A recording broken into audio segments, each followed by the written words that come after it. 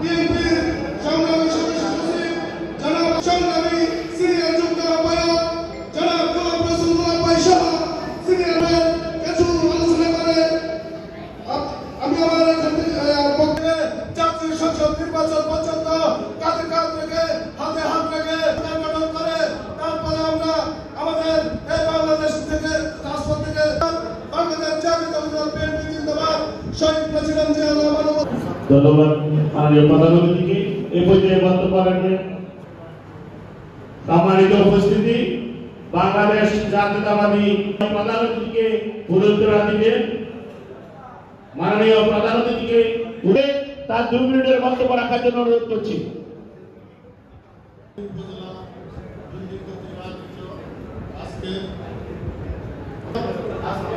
বর্তমান রাজনীতির প্রেক্ষাপট নিয়ে আজকে সভা আজকে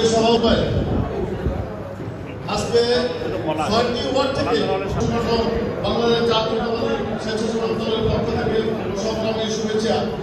আমি কথা বলতে চাই, আমরা 5ই আগস্টের আগে জনসভায় রাখা যখন কিসের জনগণী আমরা নিশ্চিত জানি আসবে ও নিশ্চিত মৃত্যু ঝুঁকি নিয়ে আমরা যখন আন্দোলন বিভিন্ন সুযোগ সুবিধা দেওয়ার জন্য ঘুরপাতে আমাদের কাছে বিরোধী আসবে এই দায় থেকে আপনি কোনো মতে আপনি দায় যারা যারা ইউনিয়নের সকল প্রকার ভালো এবং খারাপ 2 রকম কাজের জন্য আপনাদের ইউনিয়নের নেতৃত্ব বিশেষ করে বিএনপির সভাপতি সাধারণ সম্পাদক আহ্বায়ক সদস্য আপনাদেরকে জবাব নেই আজকের পথে।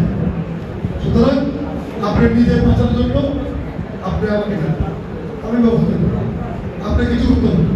আপনি গেলে আমাকে বলবেন এই এলাকায় এই অন্যায় কাজটা হচ্ছে, আমি তাকে ডাকবো, আমি তার পিছনে আমি দেখব।